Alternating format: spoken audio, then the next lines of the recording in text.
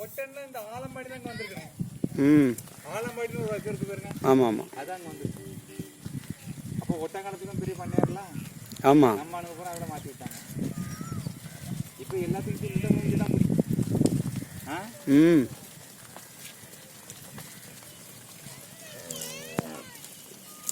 காலையிலே பாண்டியன் உங்களை பார்த்தாரமே.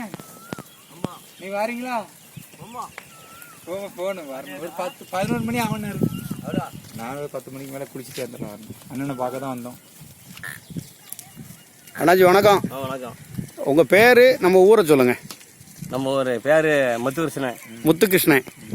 நம்மகிட்ட எவ்வளோ தலைமுறையாக மாடு இருக்குது? நம்மகிட்ட இப்போ உங்கள் மாமனாருக்கு தான் நிறைய. உங்களுக்கு இந்த தலைமுறை அவனுக்கு ஆடு தான். அவங்க மாமனார்ட்ட 6-7 தலைமுறை மாடு. 6-7 தலைமுறையாக உள்ள மாடு. சரி சரி.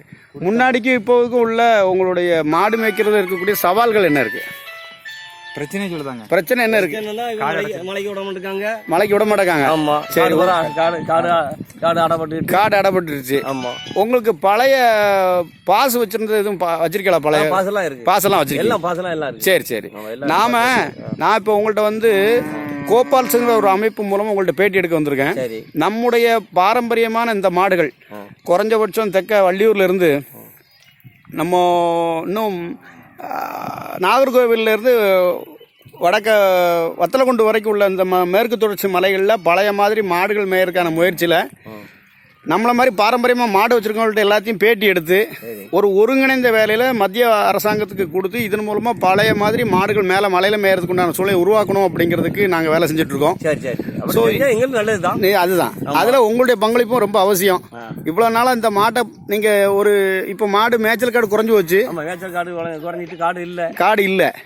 சரி, இது உங்களை வந்து என்னைக்காவது பாதுகாத்த வரலாறுகளை ஏதாவது சொல்ல முடியுமா? மாடு என்னை காப்பாற்றி அனுபவங்கள் ஏதாவது இருக்கா? அனுபவம் மலையில் ஒன்று மேய்ச்சிருக்கேன். அதெல்லாம் தள்ளிருங்க மாடு போட்டு. சரி. மாடு மேய்க்கலனே ஏதாவது தெய்வ இது இடி வந்துட்டு மாடு என்னை காப்பாற்று உயிரை காப்பாற்று. ஆமா, இடி வந்துருக்கு. எத்தனை இடத்துல வந்துருக்கு. உங்களை காப்பாத்திருக்காங்க. மாடு வந்து மாடுகிட்ட மேய்ச்சோம்னா எந்த இதுவும் வராது. இடியும் வராது. ஒன்றும் வராது. மாடு நம்மள வந்து காப்பாற்றி அந்த பக்கம் மாற்றி கொண்டு போய் விட்டுரும். சரி. எங்க பக்கத்துல உந்த மாதிரி இருக்கும். ஒத்துக்கு போனா அந்த வடக்க தொழுகிற பக்கத்துல நின்று இடி பக்கத்துல உந்த மாதிரி இருக்கும். மாடு ஓடினாலும் என்னை சுத்தி நின்றுக்கிட்டு அது ஒதுங்கிட்டு. அதான் மாடு தன்னை வந்து அந்த இடிமலையில இருந்து நம்மளை காப்பாற்றி இன்னொரு பக்கம் நம்மளை மாற்றி விட்டுருக்கு. சரி, ரொம்ப சந்தோஷம். இப்போ இது மாதிரி நம்மகிட்ட மொத்த மாடுகள் எவ்வளோ இருக்கு? இப்போ நம்மகிட்ட ஒரு 80 மாடு இருக்கும். 80 மாடு இருக்கும். ரொம்ப சந்தோஷம். இதெல்லாம் ஒரு 6 தலைமுறையா பாதுகாத்துட்டீங்கன்னா ஒரு பெரிய விஷயம்.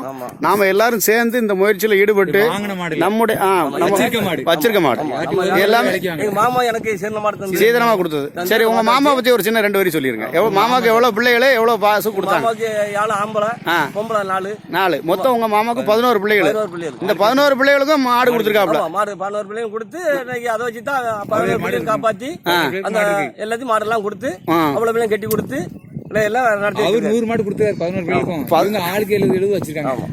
10 பேர் வச்சிருக்காங்க. ரொம்ப சந்தோஷம். அவரு 100 மாடை காப்பாத்தி 11 பேரை வந்து பிள்ளைகளை வளர்த்து கரையேற்றி உங்களுக்கும் வந்து ஆளுக்கு மாடுகளை பிரிச்சு கொடுத்து உங்கள்ட்ட இப்ப மாடு 70-80 இருக்கத்தான் செய்யுது. 80 மாடு இருக்கு. ரொம்ப பெரிய ஆட்சி. 800 மாடு இருக்கு கிட்டத்தட்ட. மேய்க்கிற மாடு 800 மாடு இருக்கு. மாடுனா அந்த காலத்துல வள்ளுவர் சொல்லியிருப்பாரு, கேடில் வெளிச்செல்வம் கல்வி ஒருவருக்கு மாடல்ல மற்ற வேண்டு. மாடுனா செல்வம் அப்படிங்கறத உங்க வாழ்க்கையில நீங்க உணர்ந்திருக்கீங்க. அதானே? உங்க மாமனார் வந்து 11 பிள்ளைகளும் வளர்த்தது அதை வச்சுதான். இப்போ உங்க 10 பேருடைய வாழ்க்கை 11 பேருடைய வாழ்க்கை இதை வச்சுதான் ஓடிட்டு இருக்கு. எனக்கு 3 பிள்ளைகள் இருக்கு. 2 பிள்ளைக்கு ஒரு அப்பட்ட பிள்ளைய கட்டி கொடுத்துருக்கேன். நான் இந்த மாட்டை வச்சுதான் கட்டி கொடுத்துருக்கேன். சரி. ஒரு ஆம்பளை பிள்ளை கல்யாணம் இருக்கு. ஒருத்தன் இருக்கான். யாருக்கிட்டையும் போய் அடிமை வேலை பார்க்காம நம்மளே நம்ம மாடு வந்து காப்பாத்தி கொடுத்துருக்கு. ரொம்ப சந்தோஷம். நன்றி. வச்சிடறேன்.